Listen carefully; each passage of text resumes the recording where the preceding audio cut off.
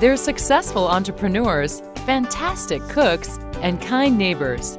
On this week's World in America, we'll meet a thriving and close-knit community, the Ethiopian Americans. Join us to cheer on hard-hitting soccer athletes and dance, Ethiopian style, to songs by some of the country's hottest musicians. We'll sip freshly brewed coffee and sample injera, Ethiopia's ubiquitous bread. Coming up next on World in America.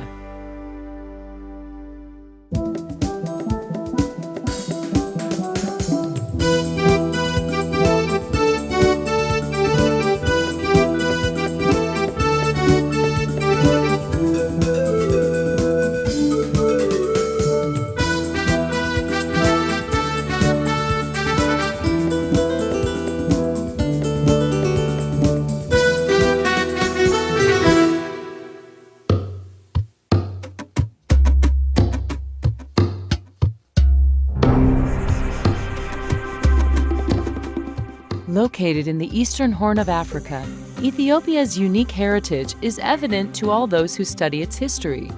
Its lands have given birth to some of the world's oldest civilizations, and its origins date back to prehistoric times. Some claim that Ethiopia's capital, Addis Ababa, was one of the points from which humans migrated throughout the world.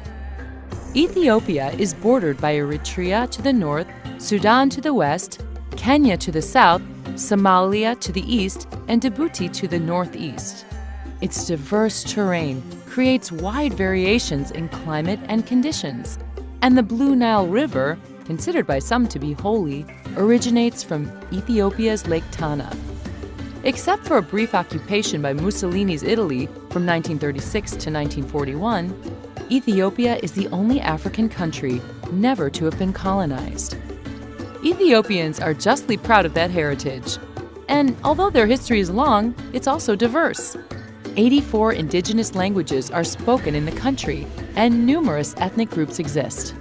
While the official language is Amharic, many Ethiopians also speak other local languages. English is the most common foreign tongue. Although Ethiopia has struggled with poor economic conditions, by far its most important export is its world-renowned coffee. According to legend, an Ethiopian goat herder named Kaldi was the first to discover the coffee plant. He awoke to find that his goats had eaten the ripe berries from the coffee bush, and as a result were frolicking around, seemingly dancing with excitement.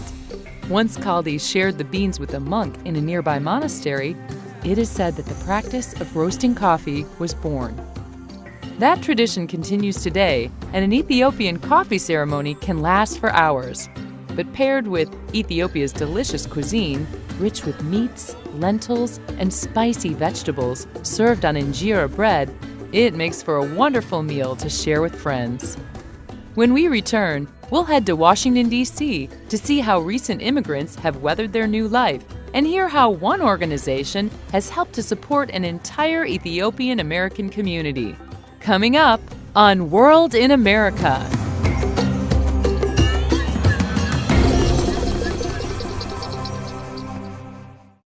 Welcome back to World in America. The Ethiopians were among the first Africans to voluntarily immigrate to the U.S. The first wave arrived in the 1970s, and between 1982 and 1984. Ethiopians were the largest African group admitted into America. The Ethiopians start, going out of the country, migration during the regime of Dark, during the military governments, and fear of persecution. Ethiopians came to America to escape political repression, poor economic conditions, and widespread famine. There is no stable government in the country. It's all about the political situation. Large populations settled in Los Angeles, Dallas, Houston, and Washington, D.C., which is home to the largest Ethiopian community in the country. People start going out of the country anywhere, to save their life. But while life has been difficult in Ethiopia, some people also struggled with America's fast-paced and individualistic society. Integrating into American society was challenging. People, when they came from Ethiopian, the way we think about America as different from the reality American, the real American. And when it comes to it, there is a language barrier and vocational training. All that is one of the factors for some of, I can say most Ethiopians is facing, difficulties. Nothing is easy here. You have to work hard to survive in this country.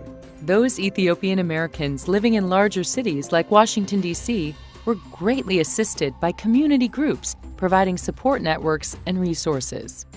In Washington, D.C., the Ethiopian Community Services and Development Council is the cornerstone of support for Ethiopian Americans. After a fire destroyed its former offices, the council decided to relocate near 9th and U Street Northwest, in the heart of what some call Little Ethiopia, due to its large concentration of more than 24 Ethiopian businesses. While the name Little Ethiopia hasn't yet become official, the council's new office helps establish the neighborhood's reputation as a gathering place for Ethiopian Americans. I was so thrilled to know that the Ethiopian Center was going to be here at 1901 9th Street. Someday, we are not people who give up, are we? No. We will have this as Little Ethiopia in the District of Columbia. Yeah. And Daniel, you fit perfectly. Thank you. The council provides cross-generational outreach, including job skills training and cultural programming. These services not only help immigrants enter into the workforce, they also help keep younger Ethiopians engaged with their heritage and provide a network of support. The parents should be able to understand their children's need. And also at the same time, we don't want our children to forget their culture, where they came from also. Some of the council's offerings include computer classes, ESL instruction, and general counseling to assist immigrants with successful integration into American life. They also offer hands-on vocational training, such as their unique dentistry program. We have dental program now, and we have the pharmacy technician, we have a physician assistant program. With a rapidly growing Ethiopian American population in the D.C. area, the council services provide an invaluable resource to many in the community.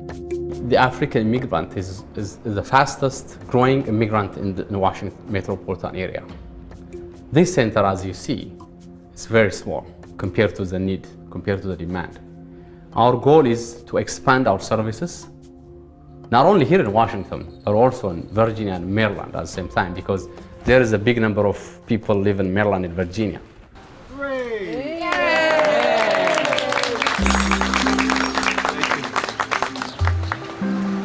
Relationships play a vital role for Ethiopian Americans, and family provides the backbone to build on. Because of the fast pace of American life, many families are juggling multiple roles as parents, spouses, entrepreneurs, and homemakers, all while establishing themselves in a new society.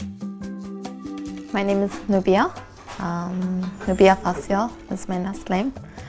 I'm a mom, a wife, a business owner, and I'm from Ethiopia. I do floral arrangements and I own my own business. We do floral designing for any occasion. I send flowers worldwide. I'm a member of Teleflora and all the other wiring services. Being a minority and getting businesses done with big companies, corporate companies, still is a challenge for us, but I wouldn't complain because we have a few clients we dealt with. We do some hotel works, the new Washington Convention Center. We do floral arrangements for them. Because this is America, of course, we accommodate how to do our coffees and our daily lives. But we have a smaller stove next to the coffee ceremony. Just don't have to go back and forth to the kitchen to make the coffee, but we didn't have that thing, so we just used this one. So when you have it at the ceremony, you just don't get up for like 2 hours. The ceremony takes place, a whole lot of people were talking. that's the process. Back in Ethiopia, we interact with people almost like we have a more wider social life. Like one day you will have your sister's son birthday, the next day you're somebody's wedding and a follow-up things. If you look at it that way, through the social life, it's a whole lot different. Despite maintaining strong relationships, many people have been forced to adapt their social expectations to fit the American way of life. Back there, I mean, anybody can just come to your house, even if you don't know them.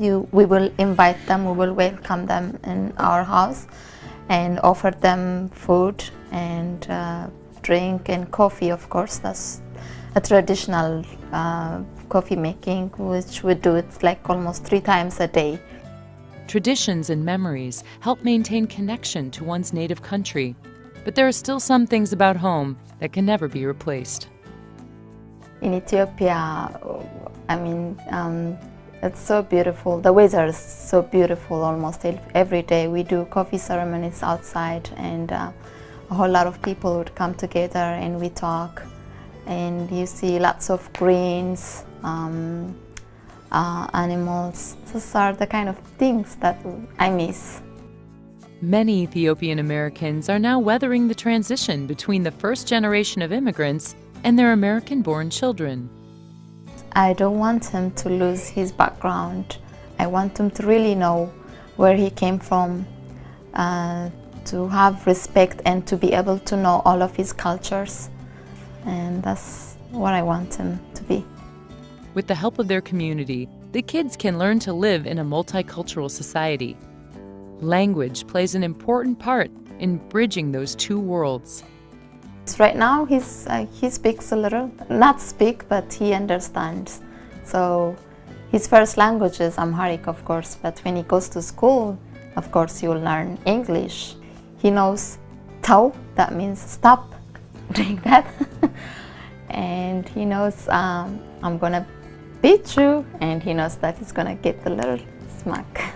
Like many immigrants, the Ethiopian Americans see diversity and opportunity as the greatest gifts of their new home. America is a melting pot of nations. They come from all over the world. America is the next best place next to home.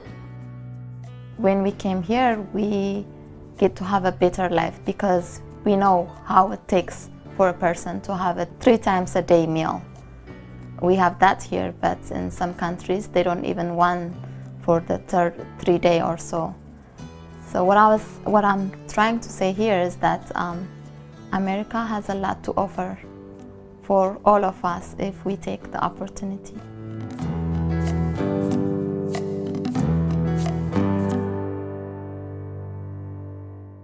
Coming up next on World in America, we'll savor some spicy Doro Wat, sip some freshly brewed coffee, and take a taste of injera, the delicious sourdough flatbread. We'll also head to RFK Stadium for some hard-hitting soccer action and music by the world's most famous Ethiopian performers.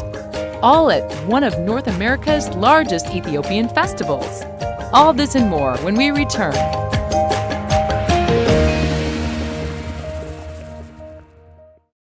Welcome back to World in America. Ethiopian cuisine is delicious, satisfying, and a culinary experience all its own. A variety of spicy meat and vegetable stews called wat are served atop a sourdough flatbread called injera. Not only is the injera a delicious bread accompaniment, it functions as a utensil as well and is used to pick up bites of the different dishes. At most traditional Ethiopian restaurants, you'll find low chairs surrounding a circular table on which one round plate serves a meal shared by all. Though these may seem like small portions, the meal is surprisingly filling and addictive too. Hi, I'm Terrence Richards from West Orange, New Jersey, owner-operator of Harar Ethiopian Cafe in South Orange. My name is Lulit Mamo. I'm from Ethiopia. Food brings people together, in some cases quite literally. This husband and wife team built Harar Cafe into a thriving business and built a relationship as well, after first meeting over a meal to discuss their new venture. The name Harar comes from the ancient city of Harar in eastern central Ethiopia. This restaurant came to be on the chance that my wife and I met before we were married, obviously, and it was a coffee and tea house, and we got together to bring out the exotic flavors of Ethiopia and bring the food to the forefront, thus Harar Cafe. Our restaurant, the Harar Cafe, is an Ethiopian cuisine restaurant located in the village of South Orange Village Township here in northern New Jersey. And we have a seating capacity of approximately 40 people, and we offer authentic Ethiopian cuisine in that our cuisine is just as you would get it if you were in Ethiopia. The coffee ceremony is one of the most important parts of an Ethiopian meal. And don't expect a quick sip of coffee from a to-go cup. This ritual can last for an hour or more. But the time is worth it.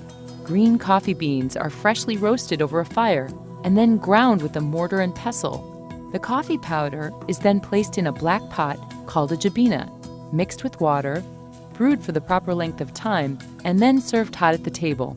Throughout, friends have the opportunity to continue a lively conversation while waiting for a warm end to a delicious meal. From most of the food, I want to mention about two of them, because one is vegetarian, we call it bayainatu, and the other one is dorowat, that means chicken leg. The vegetarian is when we are fasting for Easter, we have to fast for 2 months. So at that time, every Ethiopian eat only vegetarian food. Then after 2 months, when we finish fasting, the dorowat is the first one everybody make to eat the transaction from vegetarian to meat. Ethiopian cuisine is heavy on beef, lamb, and chicken, but also on vegetables. The country is pretty much split Muslim and Christian, and a lot of the days are observed for not eating meat. So we have a large vegetarian selection. So the menu is pretty varied. Here we have typical Ethiopian dishes.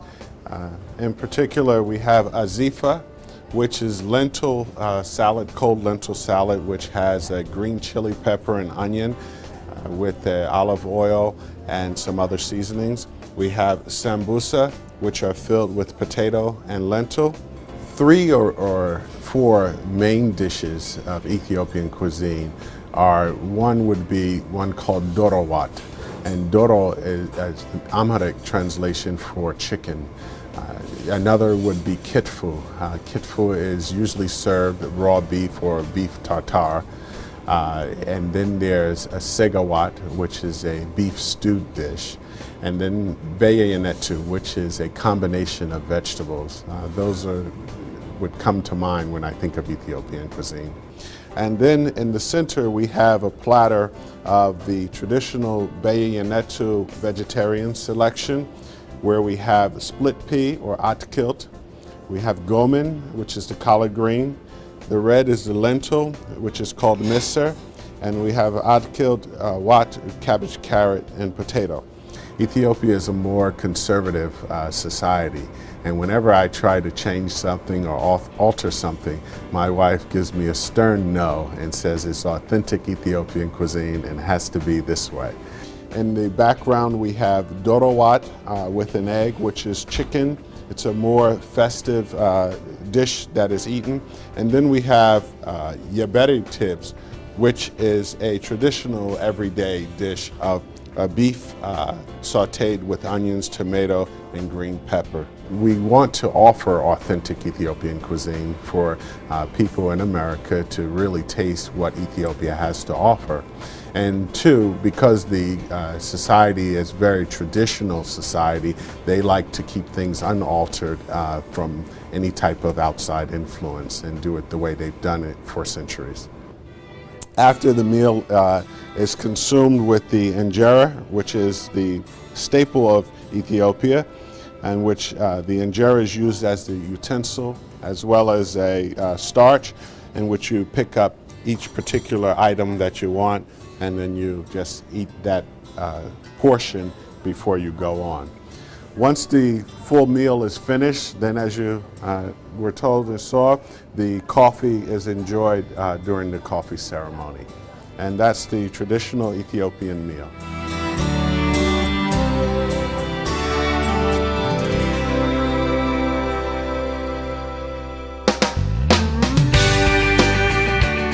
Food, music, dancing, vendors, and lively soccer matches. This Ethiopian festival offers all that and more for thousands of Ethiopian Americans. It's the 25th anniversary of the annual sports and cultural event sponsored by the Ethiopian Sport Federation in North America, held this year at RFK Stadium in Washington, D.C. Also known as ESFNA, the organization pulls together some of Ethiopia's finest players and musicians for a week full of fun, Ethiopian style. This is our 25th year. Each year we select a city where there's a good number of Ethiopian community and go there for 1 week and have this celebration. We have 27 teams in this league, 26 from the United States and 1 from Toronto, Canada. We've been to Canada twice for this kind of festival. And as you can see, this is just a love fest. That's what I call it. Ethiopia prides itself on its many fine athletes, particularly its long and short distance runners who have excelled in professional competitions around the world.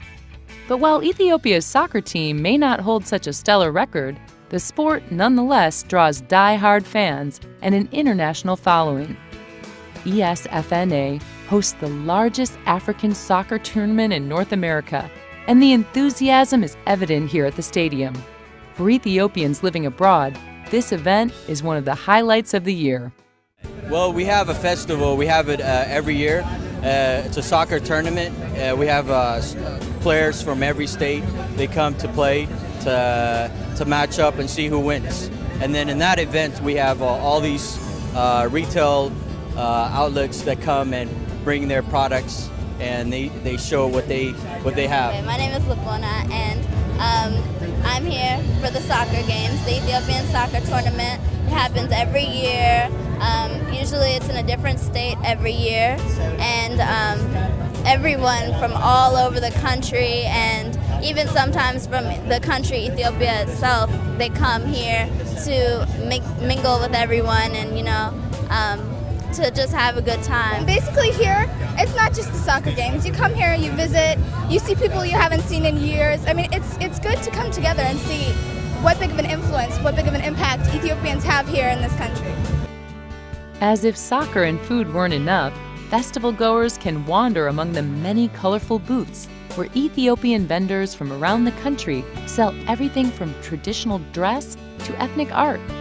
And it's not just fun for the attendees. This event offers a great opportunity for artisans to get to know each other and market their work to a wider audience. Community service organizations are also represented, with the goal of introducing their projects and networking with others interested in their cause. My name is Ababa Fakade. I'm one of the organizers and the co-founder of International Ethiopian Women's Organization. I'm here today. Unfortunately, the weather is about to rain, but today is, I believe, the 5th day of the Ethiopian Soccer Federation activity here in Washington, D.C., the 25th year's anniversary. And I'm here today because of this custom. It's called Ethiopian Day. It's about 10 minutes. There's going to be a big show inside the stadium about different cultural shows like Skista. There's soccer being played there, and today later on in about an hour we have a day what we call Ethiopian Day, which is music celebration. Over 40 artists will perform throughout the night. We'll be lucky if we leave by midnight today. Famous Ethiopian performers such as Tilahun Jasise, Mahmoud Ahmed, Kuku Sebsibe, Gosaye, and Mike E. all grace the stage to get the crowd dancing. Ethiopian music has a distinct style and rhythm, and elements of Afro-pop, reggae, and hip-hop mingle with traditional instruments to create unique contemporary sounds.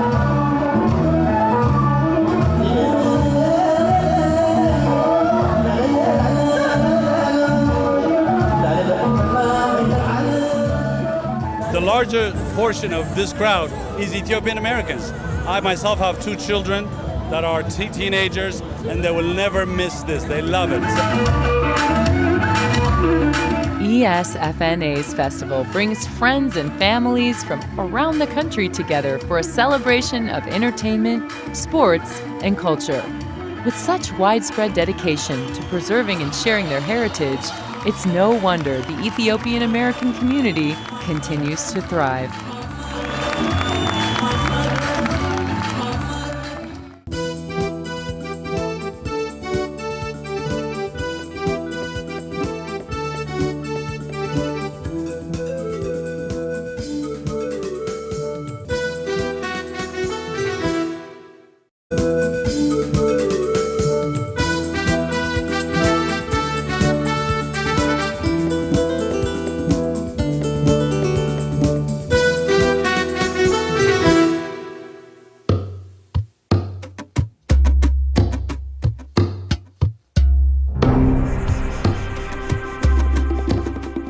Located in the eastern Horn of Africa, Ethiopia's unique heritage is evident to all those who study its history. Its lands have given birth to some of the world's oldest civilizations, and its origins date back to prehistoric times. Some claim that Ethiopia's capital, Addis Ababa, was one of the points from which humans migrated throughout the world. Ethiopia is bordered by Eritrea to the north, Sudan to the west, Kenya to the south, Somalia to the east, and Djibouti to the northeast. Its diverse terrain creates wide variations in climate and conditions, and the Blue Nile River, considered by some to be holy, originates from Ethiopia's Lake Tana. Except for a brief occupation by Mussolini's Italy from 1936 to 1941, Ethiopia is the only African country never to have been colonized. Ethiopians are justly proud of that heritage. And although their history is long, it's also diverse. 84 indigenous languages are spoken in the country, and numerous ethnic groups exist. They're successful entrepreneurs, fantastic cooks, and kind neighbors. On this week's World in America, we'll meet a thriving and close-knit community, the Ethiopian Americans. Join us to cheer on hard-hitting soccer athletes and dance Ethiopian style to songs by some of the country's hottest musicians. We'll sip freshly brewed coffee and sample injera, Ethiopia's ubiquitous bread. Coming up next on World in America.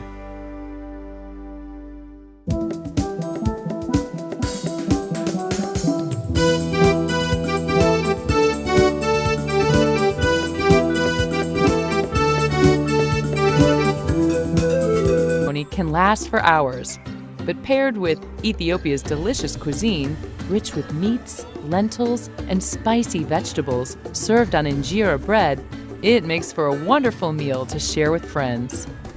When we return, we'll head to Washington, D.C. to see how recent immigrants have weathered their new life and hear how one organization has helped to support an entire Ethiopian American community. Coming up on World in America.